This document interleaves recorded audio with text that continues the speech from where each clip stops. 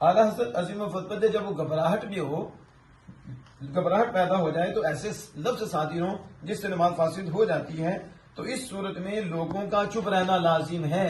یعنی سامع بھی رکمہ نہیں دے سکتا، کوئی اور بھی رکمہ نہیں دے سکتا، کیونکہ اب ان کا بولنا نماز کے فساد کا باعث ہوگا، نماز فاسد ہو جائے گی. لہذا بولنے والے گناہ گار ہوں گے، اور ان کے بولنے پہ نماز فاسد ہوئی تو جو بولے ہیں ان پہ یہ سارا گناہ پڑے گا.